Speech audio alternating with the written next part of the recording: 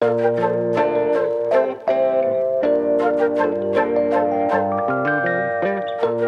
is Barbara with Cana Girl Speaks podcast. My voice, your voice.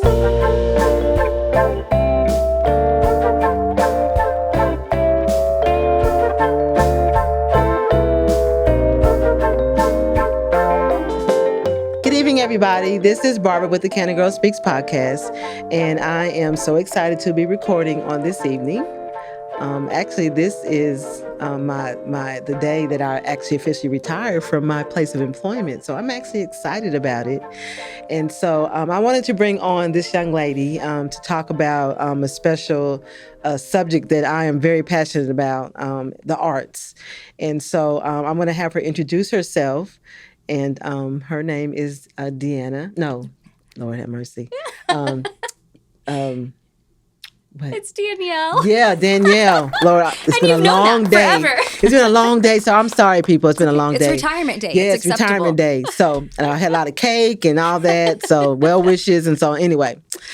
So Danielle Pillans, and she is actually the president of the Warehouse Living Arts Center, the board, and so she also has done some work at the Warehouse, and she's also employed in the Navarro College. And so I'm going to have her tell you who she is. So without further ado, let us welcome Danielle Pillans. Hello, ma'am. Hello. Thank you. This is exciting. I've never done this before. Never done it. So a little bit of nervousness. Just relax. You can do it. You can do it.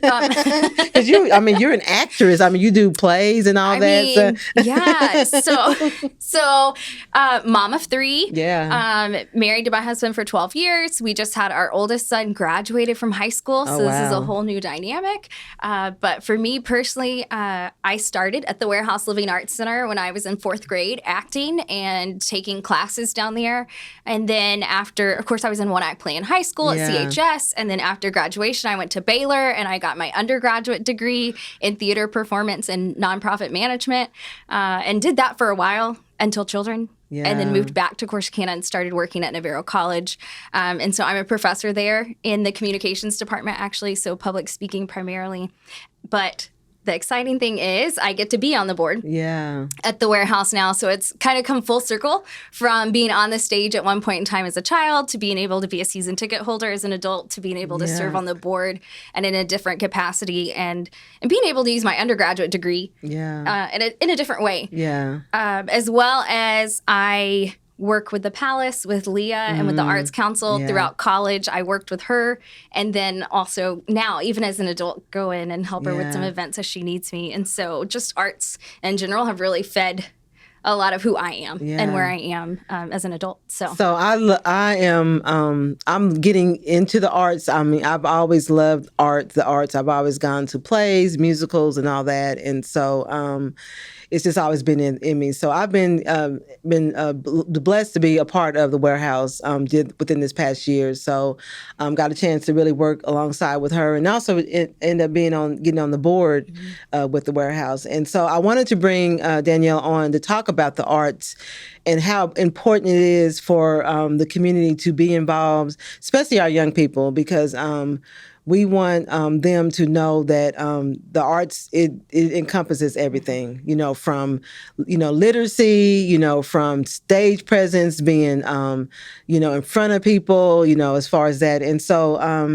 I wanted to bring Danielle to talk about that and how important it is for our young people to be in the arts, and even just adults, because sometimes adults, we have some that think that they can do it and want to do it, but they don't know how to do it. Right. So let's give it's intimidating. Yeah, it is intimidating. It is intimidating. And so, let me put this plug in. We had a young lady just recently get an award, a Daytime Emmy Award, and she wasn't part of the arts here, but she, after high school, she just, I guess, stepped CHS into grad, it. stepped into it, modeling and acting, and has done so well. And so she got an Emmy for, General Hospital. So I'm like, see, the arts is, things are possible. That's exactly right. So anyway, let's talk about the arts. Well, and the first time I met you, actually, I guess officially, maybe I'd met you before, but I can remember you were like, "Hey, I'm Barbara. Hey, let's go to a show in Dallas. Like, come with me." And I was like, "Okay, I don't know you, but sure, I like theater." So I still owe you a trip to Dallas to see and I the show. actually called today to get my, because I didn't, after the pandemic, I was like, Dallas Summer Musical. I'm like, oh no. And so I actually called today to get my season passes for this year, because they got some pretty good plays coming this year. Great things. Yeah. And so I owe you. We owe a trip to Dallas to a show, but it's neat coming alongside you now on the board at the warehouse and being able to collaborate and work together on different things. And it was really neat to see you direct To Kill a Mockingbird this last year, and to see you start getting more involved, and to see you and to learn and to grow, and bringing in other people in the community who had not been to the warehouse before. I mean, 51 years in business, and a lot of people didn't know we even exist still in our community. Because when we did To Kill a Mockingbird, people were like, I didn't know this warehouse was here. And I'm like, it's right across from the post office. And it's like we just kind of like blend in if people are never experienced or haven't been invited in. And so I think that's an area that we're trying to change and to work on, and to make sure that it's really a community theater. And by community theater, it doesn't just mean a small portion of us put on productions. It means the entire community is inclusive and comes into our facility and feels welcome there, whether it's from being on the stage and acting, or whether it's ushering because they're a little bit intimidated of being on the stage, or running lights and sound, or helping to build sets, or to paint, or teaching a class, or in your instance, learning how to direct a show because they've never directed before, and working with someone to do that. So I think there's a whole big variety of areas to bring people in, but especially with our young adults, or even our children or our youth in our community, we offer classes for the youth where the whole month of July, actually, we have a different class every week. So 1 week is nothing but art. So visual arts, actually, like painting and I guess, I don't know that they're doing photography, but painting and maybe some clay work and pottery things. And then another week is nothing but theater. Another week is music, so singing and vocals. And then the last week, I believe, is dancing. And so by the time they're done, if they attend all 4 camps, there's a discount. But then they're have this roundedness that they didn't necessarily have, or this new exposure that they're able to take out with them. So that happens during the summer, typically. So for us, it's about to start. July starts our first camp. And then we do have scholarships if there are people who are interested and can't afford it. So if you want to, if you have somebody, a young person that is interested in getting in the summer camp, whether it's one camp or all of the camps. Them, we contact the warehouse, because they do have scholarship information. And then we also do youth theater productions, which is free for them to audition for and to be in and participate. So right now we're actually doing a Marvel series of one-act plays. And so that production is going to be at the end of July, beginning of August the public can come. And so, but it's our youth, it's our community students who are presenting it and putting it on. And so they can come in and participate in that in a free session. But I think that research shows time and time again that as children are exposed to the arts, whether it's performing arts, visual arts, music, no matter what it is, that they thrive better academically. They're more successful later on in life. Exposure to music. This is something you may not know. Some of you, interesting tidbit for the day. The earlier a child is exposed to music, so even in the womb, the more musically enabled they are later in life. Oh, wow. So if you don't expose a child to music until age 12, they will never reach their full music ability. Oh, wow. To where if they are exposed in womb, or even newborn exposed, even as simple as listening to the music or a tap with the beat on your child's leg, whatever it may be, they are more musically enabled as they age. Okay. And so it just sparks something in their brain. And just art in general that makes them thrive and grow and learn. Can somebody volunteer, their time at the warehouse if they say, you know what, I just want to kind of just kind of get my feet wet a little bit to see what it's like to be at the warehouse? Absolutely. So they can volunteer to usher or to take tickets if that's, the baby step that they want to take. Steps, or maybe you even want to be way more behind the scenes than that even. Like maybe that's even a little intimidating. You can help us build sets, painting sets, running the light or the soundboard during a show, or stage manager backstage, helping with costuming or makeup. So there's just really an unlimited amount of things that you can do, even if you don't want to be on the stage itself performing. Although we're always looking for new actors and new talent. Yeah, so.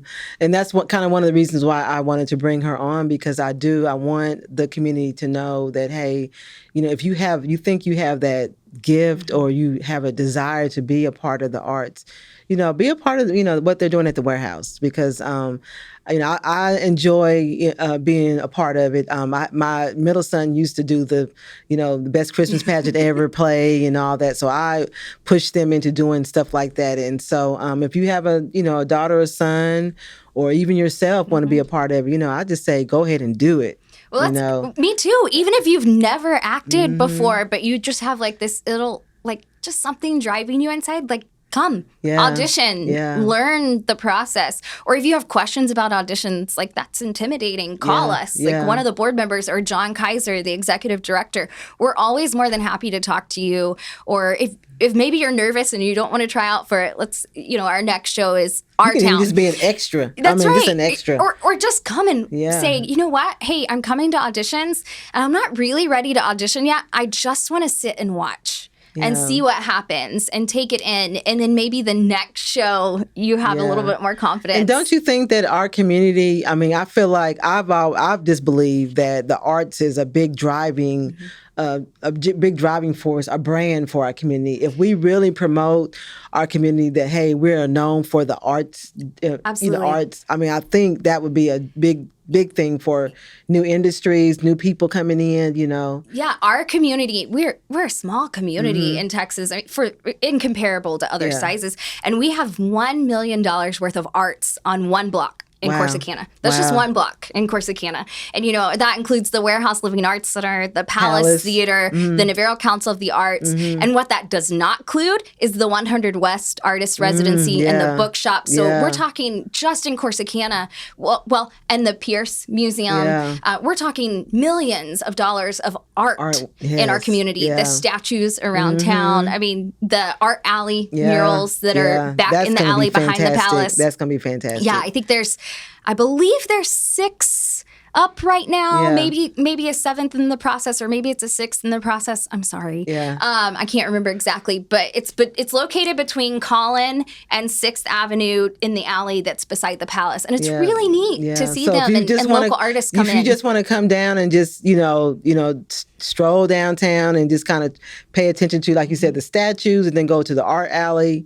It's just, this is really a sight to see, sight to see. Yeah. So is anything else that you can, I guess, just kind of tell people, this importance of, just getting involved with the arts, because I know even in our schools, you want young people to be a part of the arts in the schools. And so, and on the college level, just how important it is just to get involved. Well, super important, first of all. Yeah. One time the arts was teetering, like, we're, it's being. Are we going to survive or not? Survive, and I'll be really honest, after the pandemic, and we're still kind of in this bubble right now with, are we going to survive? Let's be really honest. A lot of funding that was original sources for us has sort of disappeared along the way because of COVID.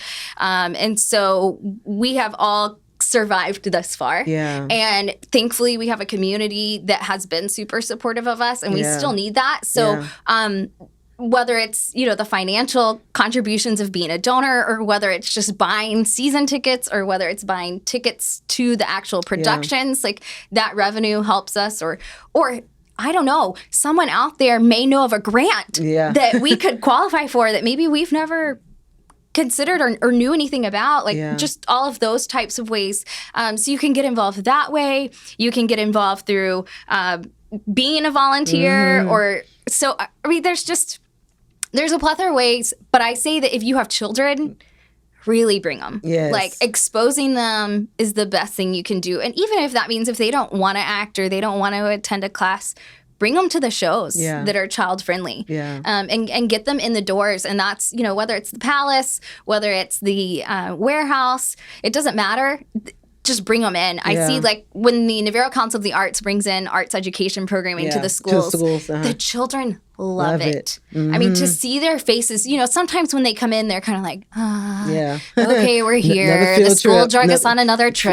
And then when they leave, like, the joy and the excitement that they have, and it doesn't matter their age. It doesn't matter if they're in kindergarten or whether they're a senior in high school. When they walk out of those arts programs, there's just a light that wasn't there when they came in. And so I think it's super important for our community to continue to support that, because if we pour into them now, as children, they're better community members later. And that's really where we are. We have to raise up the next generation to be able to keep our community flourishing. So what do you think is the future of the arts?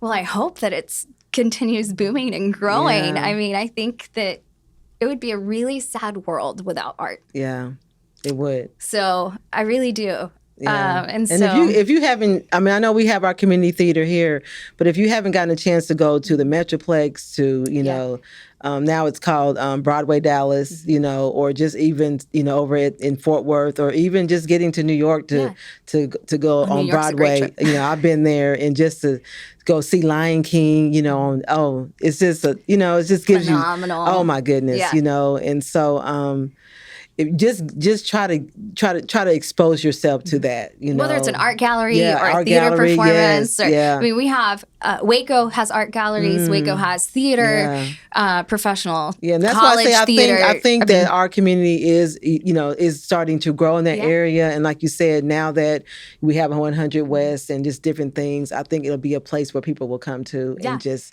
appreciate art. Me too. And I think that the more tourism we can bring into, I mean, what better financial dollar for our community as a whole too. So the more we can build our arts programming here for our community, the more our community grows too, from bringing additional people in to grow our community. So why don't you tell them how they can reach the warehouse? Sure. So you can visit us on Facebook at the Warehouse Living Arts Center, or you can visit our website at thewlac.com.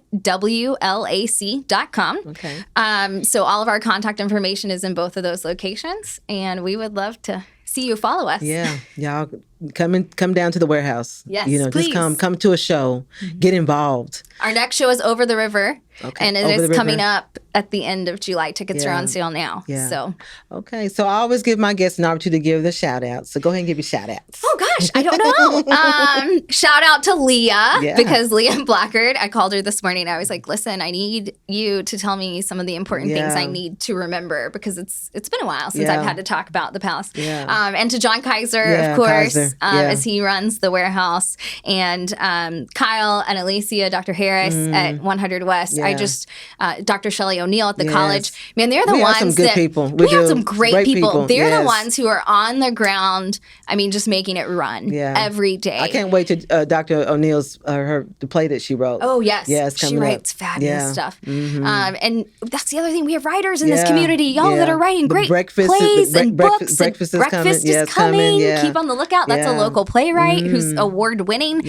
Y'all, our community is just doing really cool things. So shout out to all of those. Shout out to all of the board members on these nonprofits, because they put in countless hours supporting these directors, and they kept them going during the pandemic. And that is fantastic, because I mean it was kind of like teetering, like so are we going to be able to keep the doors open? And I'm not, like I said, I'm not sure we're out of clear yet, but we're all really close. So and my last shout out, keep supporting. That's right. My last shout out is to all of our donors for all of our arts here in our community. Like, thank you, because I'm a child of that, and I'm a product of that, and my child has gotten to experience that and be a product of it, and it's just a really neat opportunity to get to share with your own children and to see them grow as well. So thank you to all of the donors who support these over $1 million of arts in our community. So thank you. Well, that wasn't that bad, was it? Wasn't that bad. I may have talked too much for you. No, you did good. You did good. And I just want to thank you for taking the time out to come and be on the Cana Girl Speaks podcast, because I am excited, under your leadership. I mean, you bring so much energy, and so I really appreciate just you just taking taking the reign and just taking care of the warehouse and being a part of the community. Well, thank you.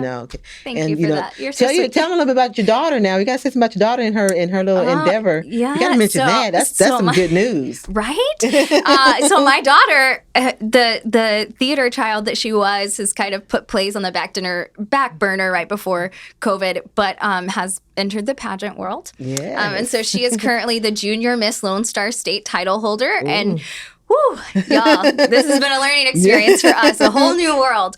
So she is actually competing for Junior Miss America in August. And so we had her alteration fittings, her last round of alterations this week. We had headshots earlier today and just learning her hair and her makeup and all of the things. Y'all, I never realized how much work goes into pageants. Yeah. I mean, it's a lot. It's a lot. But this family that we've grown already through, it's called America's United States, and they're really a family. And so it's really a neat opportunity. And I would say it's partially the arts. Yeah. I mean, it really is. And so it's a different approach to arts than what we've ever, her or I, have ever done before. And so it's really exciting. Well, I wish her the best. I really do. I think she'll do good. And, like I said, we'll just never know. Maybe we may see her on TV. You never know. Texas, Miss America one day. That's right. You never know. Just keep encouraging her. My little Junior Miss Lone Star State is on the rise, y'all. All right. Okay. Well, I want to say thank you to everybody that always supports the Cana Girl Speaks podcast. We're coming up on the 4th of July.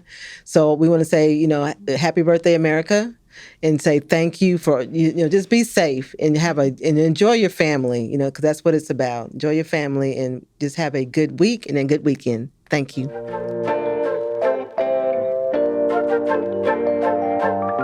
This is a Legacy Recording Studio production.